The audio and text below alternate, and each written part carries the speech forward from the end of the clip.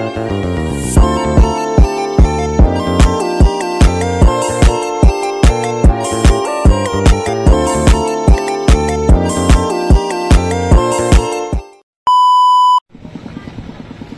umaga o hapon man sa inyo.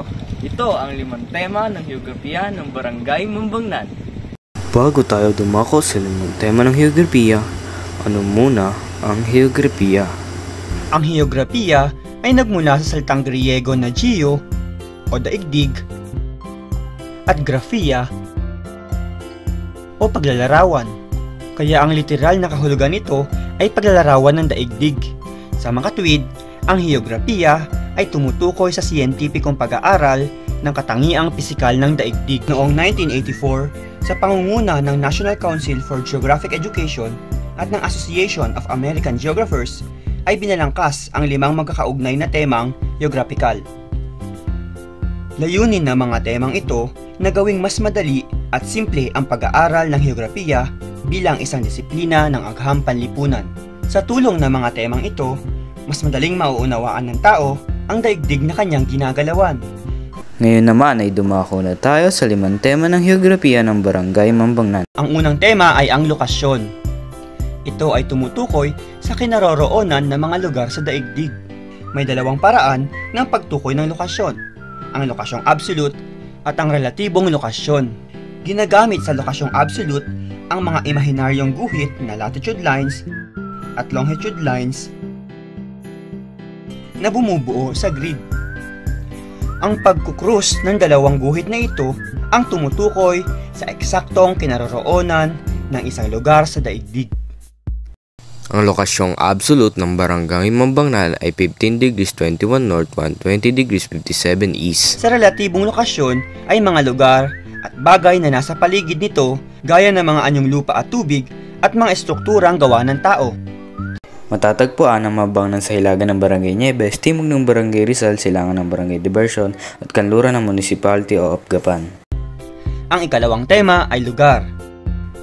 Ito ay tumutukoy sa mga katangiang natatangi sa isang puok. May 2 pamamaraan sa pagtukoy ng lugar.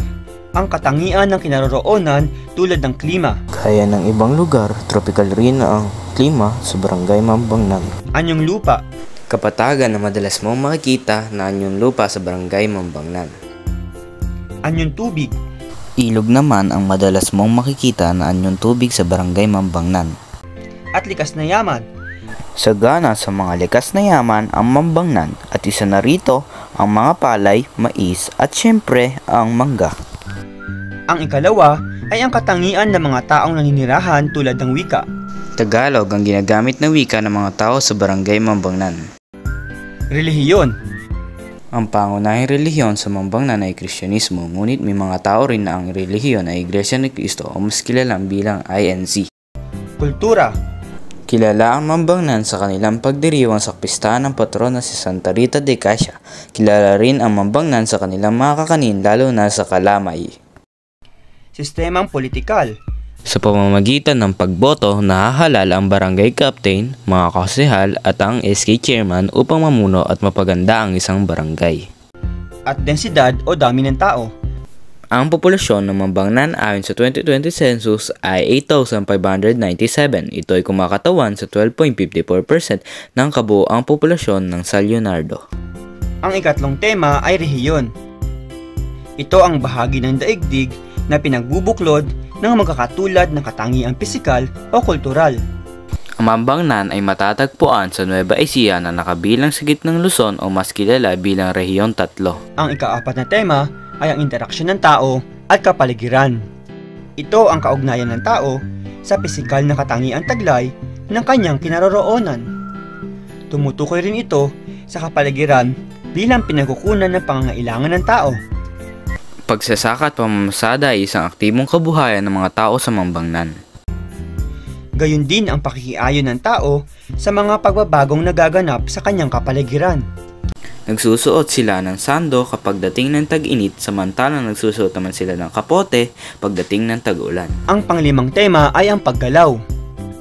Ito ang paglipat ng tao mula sa isang lugar patungo sa ibang lugar. Dito papasok ang tinatawag na migrasyon. Gawa ng pangangailangan ng ibang bansa, ibang mga tao sa Mambangnan upang matustusan ang mga pangangailangan ng kanilang mga pamilya. Pasok din sa paggalaw ang hangin at ulan, natural disaster tulad ng earthquake at mga sakit tulad ng COVID-19. Muli, ang 5 tema ng heograpiya ay ang lokasyon, lugar, rehiyon, interaksyon ng tao at kapaligiran, at paggalaw. At dyan nagtatapos ang 5 tema ng heograpiya ng Barangay Mambangnan. Hanggang sa muli, paalam!